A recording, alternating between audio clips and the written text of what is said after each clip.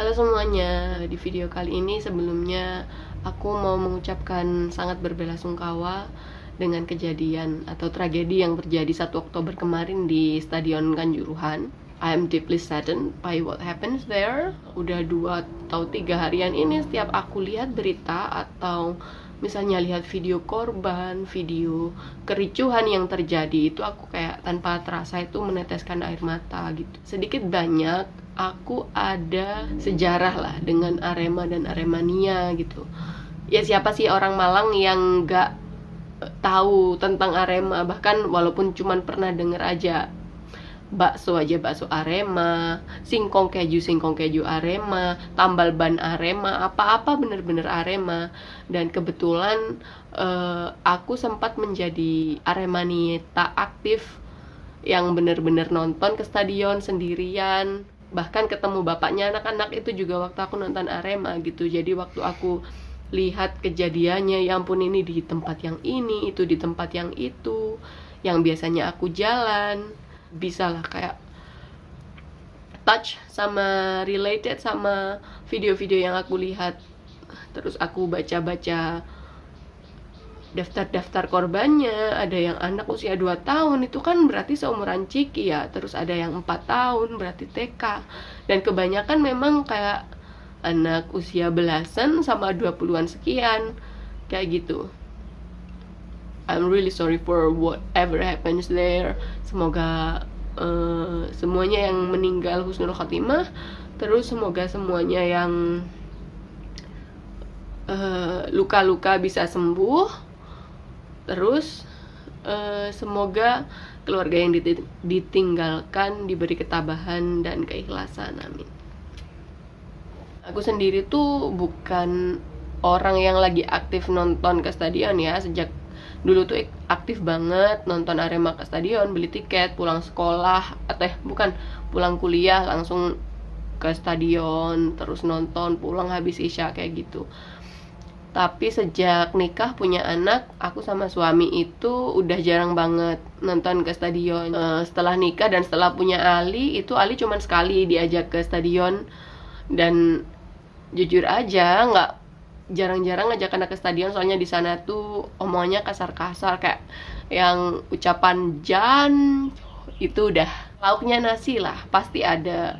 Dan kita nggak pengen anak-anak itu mendengarkan kata-kata jelek itu dan menirukannya dan menganggapnya itu normal kayak gitu. Kalau suamiku tetap tiap ada Arema pasti nonton di TV paling depan, VIP ya, TVIP. Aku menganggap diriku sama suamiku itu supporter Arema yang logis ya. Logis dalam artian loyalitas kita nggak tanpa batas. Misalnya kayak gini, Arema melakukan sesuatu yang bagus, manajemen melakukan sesuatu yang bagus, kita datang, kita nonton, kita beli tiket. Tapi saat ada sesuatu yang menurut kita ya nggak sampai segitunya, misalnya waduh kalah berarti harus lempar-lempar, bakar-bakar dan sebagainya, nggak kayak gitu ya. Memang orang beda-beda, ada orang yang mungkin bener-bener menjiwai darah birunya ya, darah biru Aremanya sampai nggak terima kekalahan, itu pasti ada aja. Tapi kita bukan yang kayak gitu. Buat kamu yang biasanya nonton Arema ke stadion, mungkin tahu kalau secara otomatis orang-orang atau supporter yang datang itu akan masuk sesuai dengan segmentasi, kayak otomatis tersegmentasi gitu.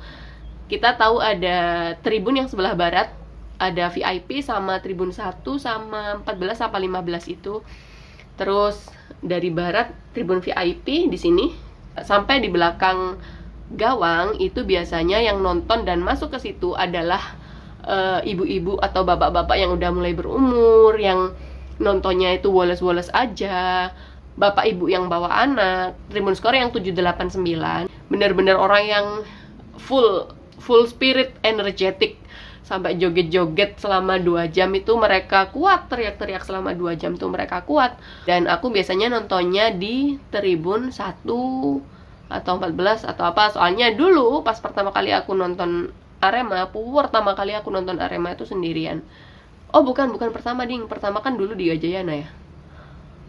Aku itu sempat masuk tribun skor. Aduh sumpah, pengalamannya buat cewek Ya mungkin ada oknum, tapi nggak semua orang kayak gitu ya. Catcalling kayak mbak cewek-cewek kayak gitu-gitu itu pasti ada. Terus di situ itu ada beberapa oknum atau banyak oknum yang memang bau alkohol gitu. Nggak jarang juga ada yang toel-toel. Jadi aku kayak trauma nonton di Tribun Timur. Akhirnya nonton kalau nggak di belakang gawang itu di sebelah barat, di tribun sebelah barat. Nah, di belakang gawang itu juga biasanya tempatnya orang-orang yang kata tadi bolos-bolos sama bapak ibu yang biasanya buat bawa anak, biasanya itu juga di situ. Nggak heran kalau kemarin tuh ada insiden itu kan, tembakan tear gasnya itu kan asapnya ke tribun yang selatan ya, di belakang gawang selatan. Di situ kalau misalnya ada anak-anak ya aku nggak heran, memang di situ tempatnya biasanya keluarga bawa anak itu emang di situ. Aku juga sempat baca-baca di sosial media, di apa yang menyalahkan kayak pihak kepolisian, terus ada yang menyalahkan supporternya. Ya, kalau menurutku pribadi di kasus yang sebesar ini, it takes two to tango. Jadi kayak nggak ada yang salah satu yang salah atau salah satu yang benar, dua-duanya salah, dua-duanya benar. Misalnya polisi tidak dibenarkan menembakkan gas air mata ada di stadion. Supporter-supporter yang loyalitas buta tadi misalnya kalah langsung lompat ke stadion, itu juga nggak dibenarkan. Aku punya emas atau kakak laki-laki ya, sepupu lah, emas sepupu. Dulu zaman-zamannya aku masih kecil, dia udah nonton Arema kemana-mana. Tahun 90 berapa gitu kayak kali ya. Itu kan Aremania lagi kayak garang-garangnya gitu ya. Kalau misalnya mau ke Jakarta naik kereta pulang rusak kayak yang kayak gitu. Masku itu pas nonton Arema itu terjadi tawuran, terus dia kepalanya kayak dikepruk sama helm atau apa sampai di tengkoraknya gini tuh pecah. Masih tahun 2022 ini, beberapa bulan yang lalu adikku sepupu itu nonton Arema live di stadion. Terus pokoknya dia tuh beli tiket masuk, terus temennya itu tiketnya yang bawa dia gitu loh. Jadi dia mau keluar lagi untuk ngasihkan tiket itu ke temennya. Terus setelah itu waktu dia mau masuk lagi sama petugasnya nggak boleh dong. Terus dia tuh ya emang anaknya emosional banget. Akhirnya dia kayak terpancing, dibilangin nggak boleh masuk. Ngomongnya kan namanya udah petugas capek ya, jadi kayak ngomongnya udah mungkin nyengol gitu. Langsung sama dia jadilah dia kayak dikeroyok sama petugas sama polisi.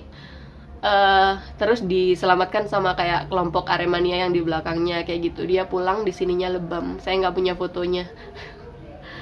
Selama beberapa hari dia pakai hoodie terus, ininya ditutup gini biar nggak ditanya-tanyain orang kayak gitu. Dan kenapa sih orang udah tahu gitu kok masih nonton? Ada aja yang tanya kayak gitu. Udah tahu gitu kok nonton sih kayak gitu. Oh my god. Kalau kamu pernah nonton ke stadion yang stadionnya rame dan penuh, oh my god,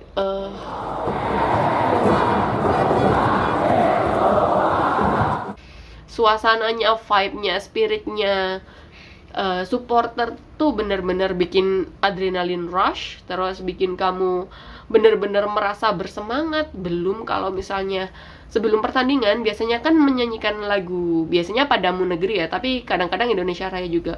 Waktu satu stadion, seluruh stadion itu nyanyi, oh my god, itu bener-bener bisa bikin aku yang berlinang-linang air mata, kayak merinding banget gitu.